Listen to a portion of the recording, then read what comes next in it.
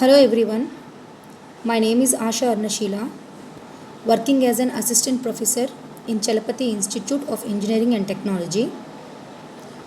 Today, my topic is about JVM architecture in Java programming. Here, the Java is a programming language originally developed by James Gosling at Sun Microsystems. The language derives much of its syntax from C and C++, but has a simpler object model and fewer level facilities. Java applications are typically compiled to bytecode, that is nothing but a class file, that can run on Java virtual machine regardless of computer architecture. So here we are discussing about the JVM architecture. Here the JVM means Java Virtual Machine. Whenever we are compiling the Java file, that file will generate a class file. That class file is nothing but it is a bytecode. That bytecode can be run in any computer architecture regardless of JVM. With the help of the JVM, we can run our bytecode in any different type of operating systems. The output will be present the same.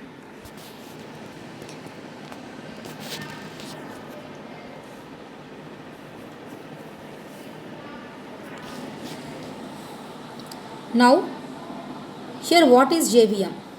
JVM means Java Virtual Machine. It is a specification where working of Java Virtual Machine is specified, but implementation provider is independent to choose the algorithm. Its implementation has been provided by Oracle and other companies.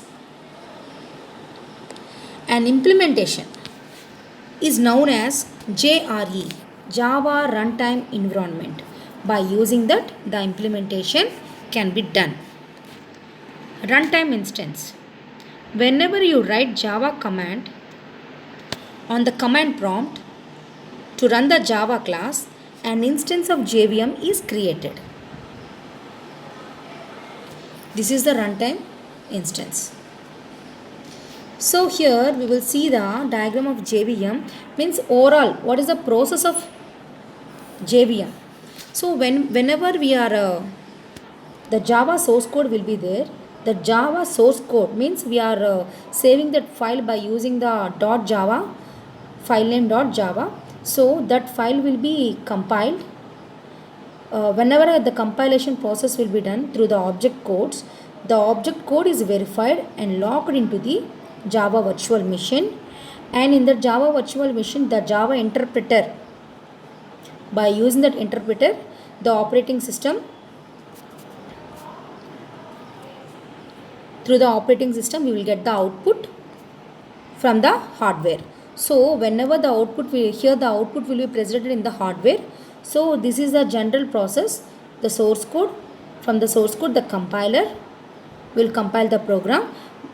Here the Java object codes will be there, and the Java object codes will be verified, and after that we will get the .class file. That .class file will be run through the Java virtual machine in any operating system, and the output will be produced in the hardware.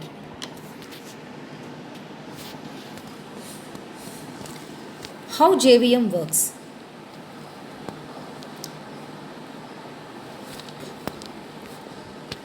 JVM acts as a runtime engine to run Java applications.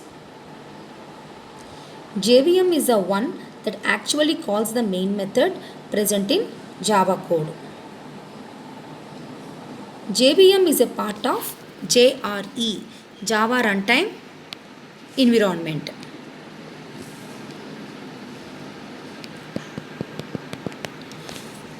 Java applications are called VORA, write once, run anywhere.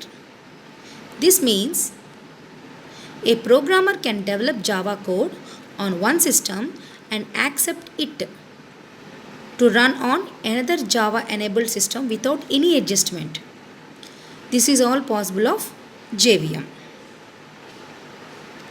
When we compile a .java file, the .class files with the same class name present in .java file are generated by the Java compiler. The .class file goes into various steps when we run it.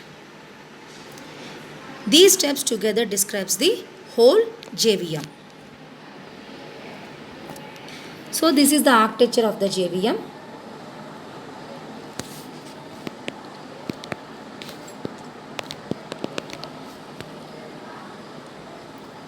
We have the class loader. From the class loader, class area, heap, stack, PC registers, native meta stack, these are all the runtime data area. These are all the runtime data area in which memory areas allocated by JVM. And after that we have the execution engine. From that execution engine, native method interface will be connected, and from that Java native libraries. This is the general overall architecture of the JVM. Here in the JVM architecture we have the three subsystems are there mainly. What are they? Class loader subsystem, runtime data area, and the execution engine.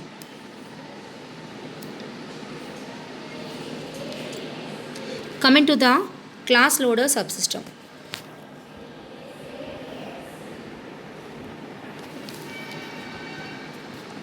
Class loader is a subsystem of JVM which is used to load class files. Whenever we run the Java program, it is loaded first by the class loader. We have three built-in class loaders in Java, that is Bootstrap class loader, extension class loader, system or application class loader.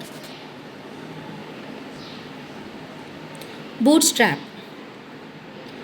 This is the first class loader, which is the superclass of extension class loader.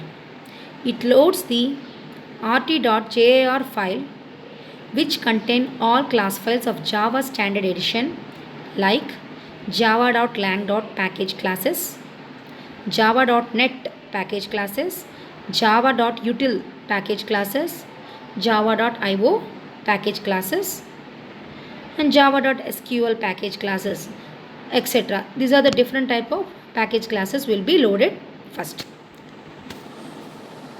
The next one is extension class loader. This is the child class loader of Bootstrap and the parent class loader of system class loader. It loads the jar files located inside the Java home JRE library ext dictionary. System class loaders. This is the child class loader of extension class loader. It loads the class files from class path. By default, class path is set to current directory. You can change the class path by using -cp or -class path switch. It is also known as the application class loader. Okay, these are the different types of systems are there in the class loader: Bootstrap, extension, and system class loaders. The next one is the runtime data area. Here it is divided into the 5 major components, that is method area, heap area, stack area, PC registers, and native method stacks.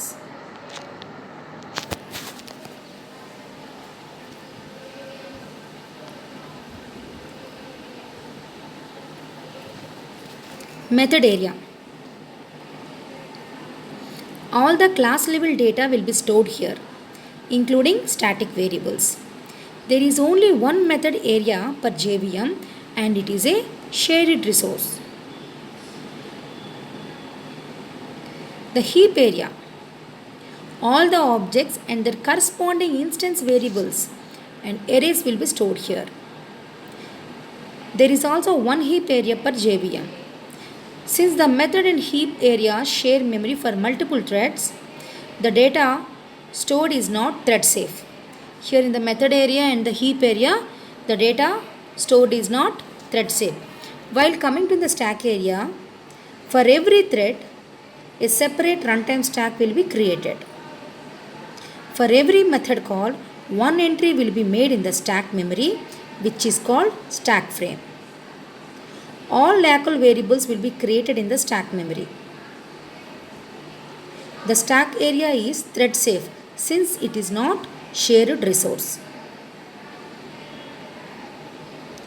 Each thread has a private JVM stack created at the same time as thread. A new frame is created each time a thread is invoked. And a frame is destroyed when its method invocation completes. This is the stack area. Next one, PC registers. PC is nothing but program counter registers.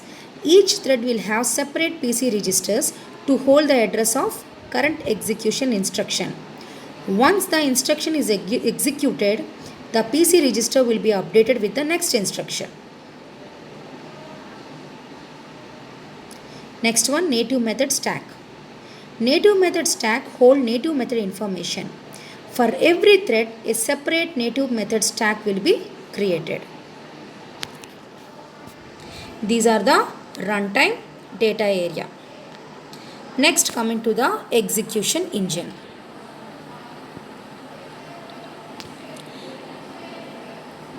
The bytecode which is assigned to runtime data area will be executed by the execution engine.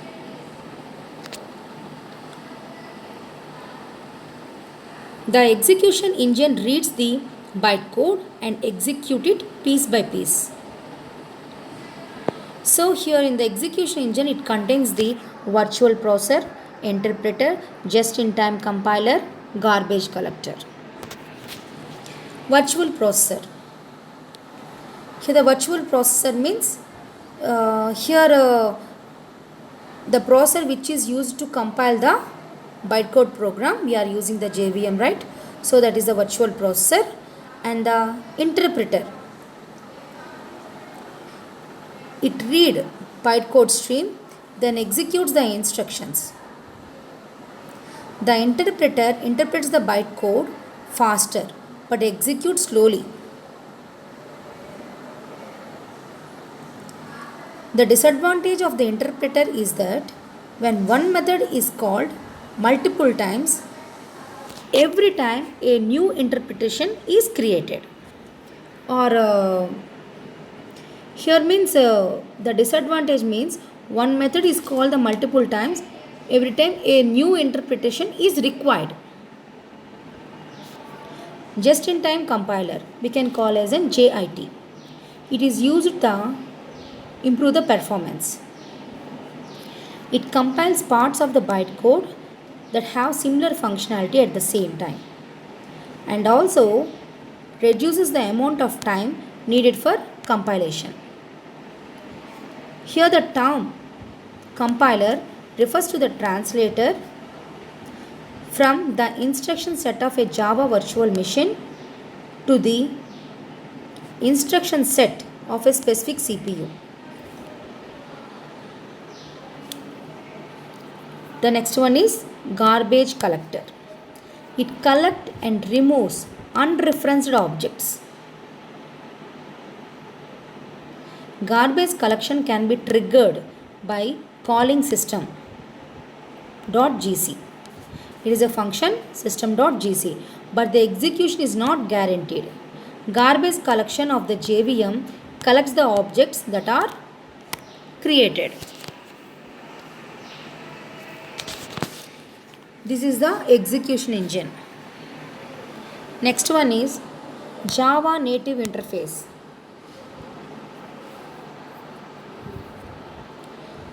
Here the JNI is nothing but a Java native interface will be interacting with the native method libraries and provides the native libraries required for the execution engine. The next one is native method libraries. This is the collection of the native libraries which is required for the execution engine. For the purpose of execution engine, here in the native method libraries, it provides the collection of native libraries which is used for the execution engine. So here the JVM architecture is completed.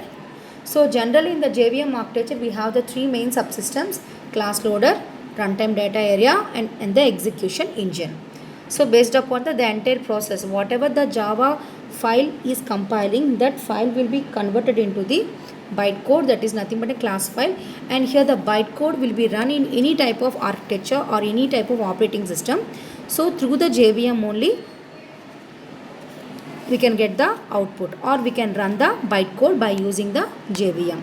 So this is the internal process, or we can known as this is the Java architecture, JVM architecture, Java Virtual Machine architecture. Thank you.